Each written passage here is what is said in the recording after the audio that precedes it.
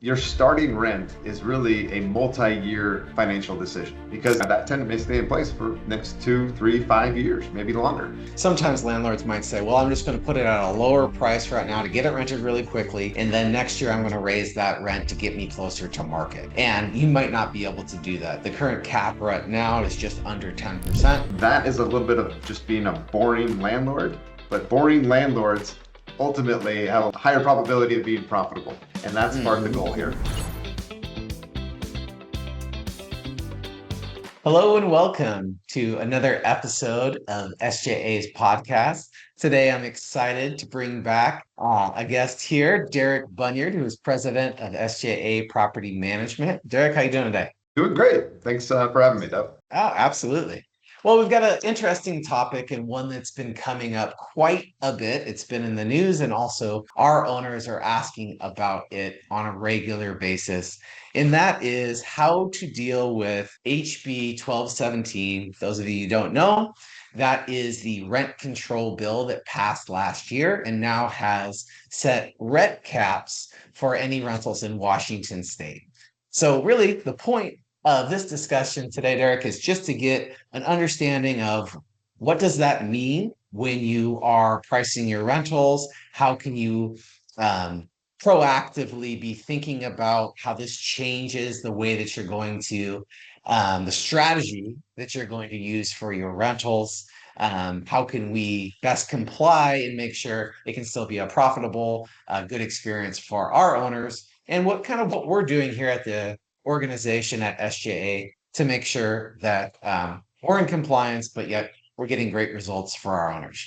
Yeah, I think one way to look at this as we get into our conversation here is that this is not just a legal change, but we like to think about this more of the business model shift. So we've got some great tips and some takeaways for our listeners they can start to implement as of today. So excited to share those. Absolutely. And I think the fear behind it was the biggest thing. You know, I was a part of different committees that were looking at what's happening here, and rent control for many, many years, landlords have been against, because we found in other states and other cities, it actually doesn't solve the problem of not enough low income housing. It can actually compound it. And so there was this huge uprising around this, but it did pass. And now we need to figure out, okay, how can we make the best of the situation and still be able to make investing in Washington profitable and mutually beneficial experience for residents and owners? And so that's what we've been doing over these past few months, is learning how to work this into our strategy for our rentals. So let's just start off. I thought it might make some sense to say pricing. Why does rental pricing matter now, initial rental pricing matter now more than ever? Well, that's a great question, and I love starting here because when the lease commences now, your starting rent is really a multi-year financial decision.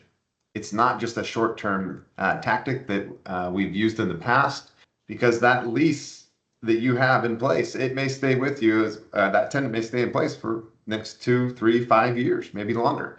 So that's going to stay with you. So while you can't fix underpricing later, it's really important to dial in and make sure you have alignment with market rents with your starting price that you're going to be executing on. Yeah, absolutely. And I think kind of what you're alluding to there is sometimes landlords might say, well, I'm just going to put it at a lower price right now to get it rented really quickly. And then next year, I'm going to raise that rent to get me closer to market. And you might not be able to do that. The current cap right now is just under 10%. And so that's really going to limit your ability to do that if you're grossly underpricing your properties.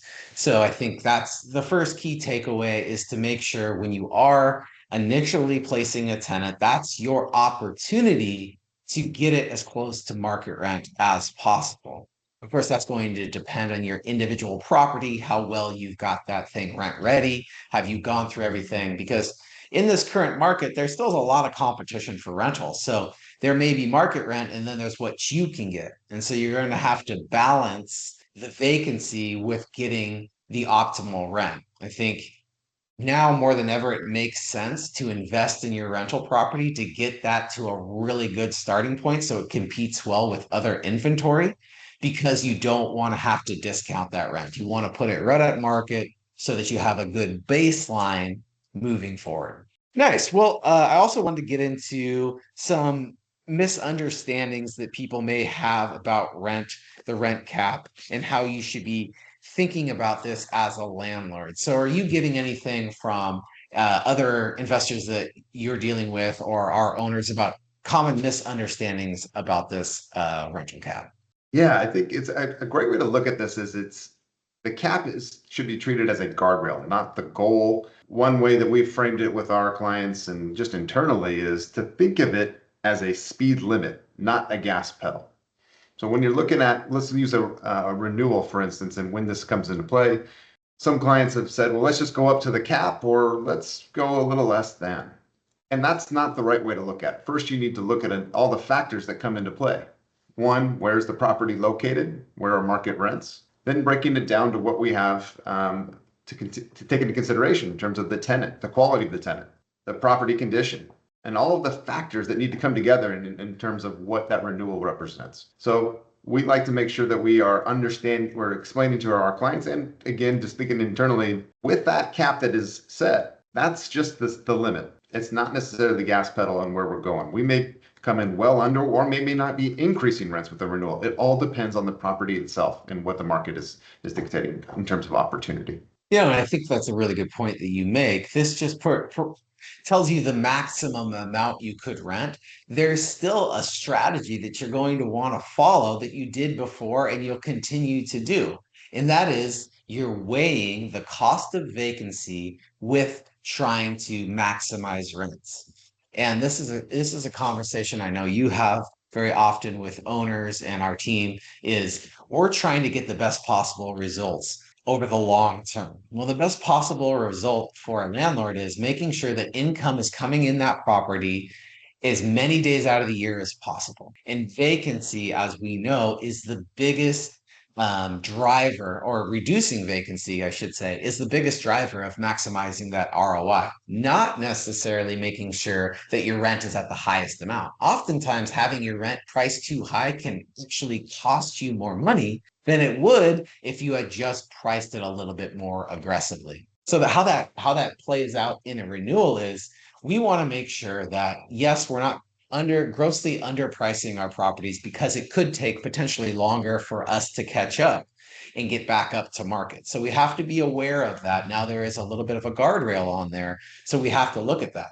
But once we've done that and we know that we're in the basic range, then it's saying, okay, let's do a modest increase, one that is reasonable for the tenants because they know that landlords' costs are going up, that property taxes are going up, maintenance has gone up almost 3 times in the past 10 years here. So there's a lot, landlords are shouldering a lot more expenses, and rents need to keep up with that. But you're doing it in such a way that the increase is not going to force your residents to leave, because then you have all the things that you've mentioned. You have turnover costs, you have vacancy, you have one thing that I think owners don't think about is that you have a new risk. If you had a tenant that was paying on time, they were a great tenant, they're keeping it in the property in great condition, and thankfully we're blessed to have the vast majority of our tenants fall into this. Now you're going out and you're putting in an unknown commodity. You don't know how that tenant's going to react. You don't know how well are they going to be a good payer? You don't know how they're going to treat that property.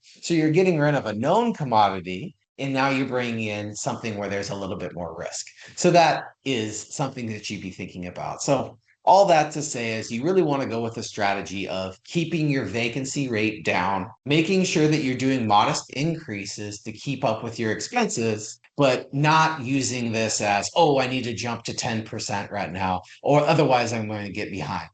Because in most situations throughout at least our portfolio, we're very close to market, right? And so we can move in it taking a longer term approach to getting us to market, one that works with residents and works with our owners. Something you said, Devin, that really hit me was the long-term strategy. And that comes back to the way that we're looking at this rental cap is that really the rent cap doesn't punish landlords, it punishes a lack of planning. And when you think about that, you say, we look at some of the things that you outlined there in terms of weighing out the pros and cons of how you are positioning a renewal to a tenant, and in the hopes that they don't move out and you incur more cost for turns, or just the revenue that's generated from the property may be minimized with a turn.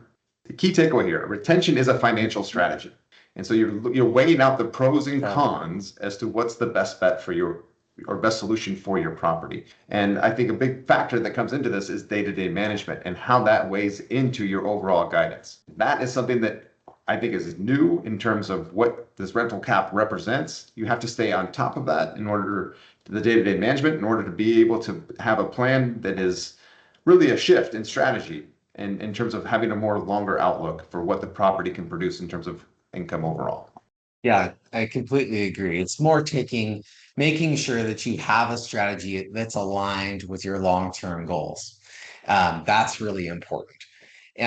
So I have seen, and you and I are both real estate investors. We own multifamily property, both here on the east side and over in Eastern Washington as well. And we do now, with this, take a little bit different of approach, just to make sure that we're in line with our strategies for each of those properties. Because then we just purchased another building in West Seattle area, and going through that process of evaluating buildings, several of the ones that we looked at had to be underpriced because they were well below market. And now investors are looking at this and saying, well, you're well below market, and because of this rental cap, it's going to take me several years potentially to get back up to market. Not only because there's a cap, but also because the residents are not going to take large price increases every year. There's going to get vacancy associated with that. So there is that investors need to be thinking about: what type of building do they have, and making sure that they are doing, like we talked about, incremental price increases to keep up with the demands and the cost increases that are happening for owning real estate. And so that's one area that just I've seen where this is starting to have an impact is, before you might say, okay, yeah, this building is underperforming right now, but over time I can quickly get it up with putting in money and fixing it up. I can get it back up to where it's putting out a good cap rate. Now there's a little bit of a pause to say, hey, if it is underperforming and rents are too far below, I'm going to factor that into the price that I'm willing to pay, because it's going to take me longer to get up to a optimal performing building. And what you said there, there's also some hidden risks that should be thought through, especially for commercial properties. When we're talking about underpricing or an underperforming asset, that directly connects back to the NOI that is generated from the building, that could have an impact on your refinance rates and ultimately your resale value if you're not generating the optimal level of income for the property. Mm-hmm. No, absolutely. I think that changes your strategy. Will probably change a little bit more if you're a single family residential property owner, because especially in this area, it's not about necessarily the cash flow. And when investors are when you're looking to sell that asset, you'll probably end up selling it without a resident in the property. And so it's less important that you're absolutely maximizing your rent or getting that to market, because someone who's going to buy a single family property is not looking at the trailing 12 of investment performance from that property. They're looking at the comps. What have other single family homes in that area sold for? And it's less to do with the property's performance and more how well kept is it, the various attributes of the property. So it's less important that you're maximizing rent in those single family homes, and more important that you're minimizing vacancy and that it's a positive experience for you. And I think that's something that maybe is discounted here is this a positive experience to own rental property? And one of the ways to do that is to keep quality tenants. Once you get a good tenant in there, making sure that you're providing really good service, fixing things quickly, and that's all about tenant retention. The less turnover that you have as a landlord, I know we feel this as we manage over 1,000 properties. We don't want those properties turning, because that causes expense. It causes a little bit of stress to our owners, because they're feeling like, well, now there's an unknown of when I'm going to get a tenant again. And if you're managing on your own and you own rental property, keeping really good tenants in there should be your goal, right? Understanding that, yes, that's my goal, but I do need to increase rents modestly to keep up, especially if it's a multifamily property where that could really impact your sale price when you want to exit. Again, like I said, a little bit less important when it's a single family residential property. But still, the theme and the message of predictability beats volatility. Having good tenants, keeping them in the properties, keeping safe and secured properties available for the residents so that they want to stay. That is a little bit of just being a boring landlord, but boring landlords ultimately have a higher probability of being profitable. And that's part of the goal here. Yeah. No, absolutely. You want it to be boring. You want it so your property is well maintained. You putting in the extra effort when you have those turns or when you're getting it ready, so you don't have problems down the line. So that starts with maintenance. It starts with quality screening of a tenant. A lot of what we talk about with our owners is preparation. We want to prepare and make sure this property and everything is set up really well to give you the best possible chances of a good experience over the long term. And a lot of our clients, this is a partnership. Our average client is staying 6, 7 years. So it's not about like a transaction like it would be with buying or selling if you're a realtor. It's you have the transaction and it's over. We sign them up and then that relationship starts and it's going to go for 6 years. And so we're trying to think about it as how can I make this the most positive relationship possible and put the most money in your pocket over the course of 6 years. And that, like we talked about, it talks about strategy. You don't want to think about short-term thinking. You want to think about long-term thinking and really controlling that vacancy. So I think in the end, there was a lot of fear. I had some fear about rent control, what it could do for our economy, how it's going to impact, housing. Right now, so far, we've been able to adapt to it. It hasn't had a large detrimental impact on our clients. It's almost business as usual for us with some of the caveats that we talked about. Making sure you have a good strategy, that you're really thinking about pricing in the beginning when you don't have a tenant and if that property is not in great condition, getting it up to great condition so you can price it accordingly because there are going to be some limitations on trying to catch that up over time. And, in the end, it's worked out. We've been able to effectively manage it, but that's the beginning. This is the first year of this. The cap is around 10%, which is completely reasonable. If that changes in the future, there could be some definite downward pressure on the market. It could drive down some real estate prices, but that hasn't happened yet. But we want to keep a close eye on it. And if you're a self-managing landlord, you want to be actively involved in understanding and educating yourself around this topic and what's happening in the Washington State Legislature, just to make sure that and you can make your voice heard. Should changes start to arise. Great tips. I think the last piece that I would leave our listeners with is just have a trusted team that you can run your strategy through and check in on. That's something that we certainly do for ourselves. We have a hired team on the other side of the state that manages one of our buildings that we know and trust. And we check in to just see where things are going and how they're progressing with the strategy and the business plan that we put in place. We recommend that for all investors to have a guided conversation where if you're managing by yourself or you're working with the team, you understand how your property's executing on this overall plan.